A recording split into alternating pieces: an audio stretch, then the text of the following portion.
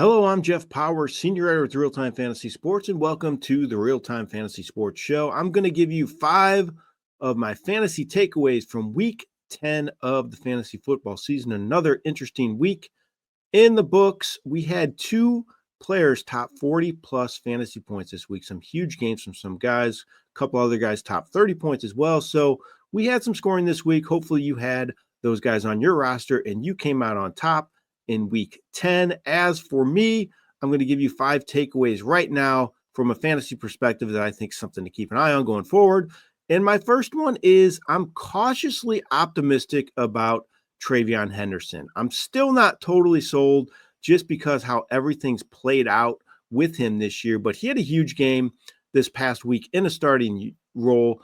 But two of those runs really padded his stats. Those were most of his numbers came on those 2 long TD runs. But the good news is it showed his big playability with those runs, and he was better in pass protection, in my opinion, which has been something that has apparently kept him off the field. So hopefully the coaching staff saw those big runs, saw him doing better in pass protection, and give him the reins going forward. I'm still not totally convinced he's the lead back when Ramondre Stevenson is healthy, but this game definitely gives me hope. Just remember, in the preseason, Henderson looked absolutely tremendous, and he still didn't have much of a role early in the year. So as I said, I'm cautiously optimistic. I hope this is the game that puts him over the top and he becomes the lead back in this explosive Patriots offense because he's really good. We saw his speed on display with those 2 long runs. He looked absolutely unbelievable. My next takeaway is the Steelers' offense is a mess. They need a number 2 receiver to take the pressure off DK Metcalf. I think that's one of the biggest issues. George Pickens being there, maybe he would have helped a lot because right now teams are just rolling coverages over to Metcalf. He had 3 catches for 35 yards in this game this week. He was held without a touchdown once again. He has scored just 6.5 fantasy points. He scored just 6.5 fantasy points in this week's game. That gives him fewer than double-digit fantasy points 3 of 4 games. As I mentioned, teams are just rolling coverages Metcalf's way. And if he's getting double-teamed, Aaron Rodgers really doesn't take the chance in throwing the ball to him. He dumps it down or gives it to the tight end. So it's not good news for Metcalf right now. And I'm not sure it's going to change. He's going to be kind of a touchdown-dependent player, in my opinion.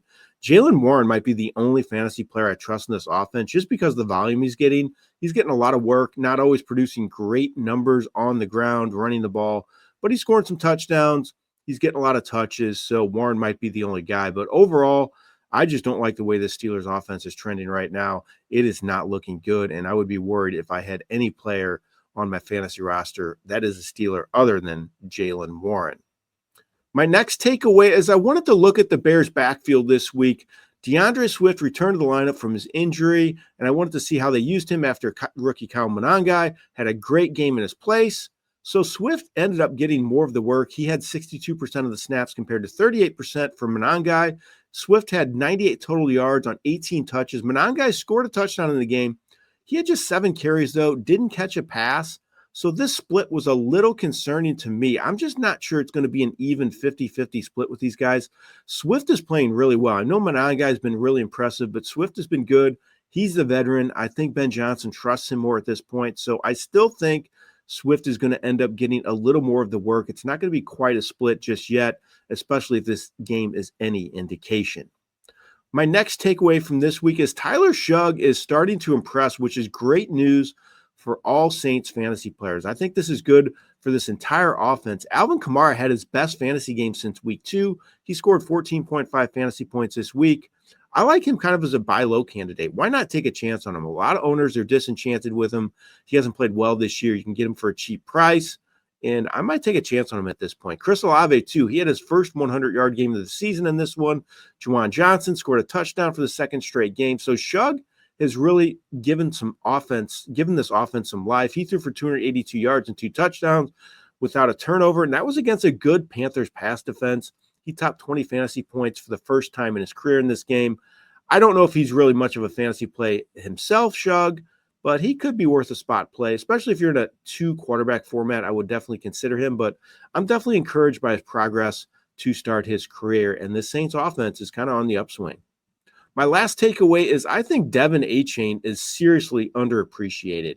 He had another huge game this week, 22 carries for 174 yards and 2 touchdowns, caught 6 passes for 51 yards. That gave him 225 total yards in the game. He has at least 12 fantasy points every single game this year. He has 4 games with 20-plus fantasy points. He might have the best floor of any running back right now. His consistency is just completely off the charts. He's been so good all season long, even when this Dolphins offense has not performed at a high level. Achane has been really good. So he's just a top back, in my opinion, a top 5 fantasy back. Everybody that took a chance on him, because I know some people were down on him coming into the season, thought maybe his numbers were a little inflated by touchdown and reception totals last year. Guess what? Not a fluke. Achane's a real deal, getting it done on a weekly basis. All right, those are 5 of my fantasy takeaways for week 10 of the fantasy football season. Hope you have a lot of success this week, came out on top in all your games.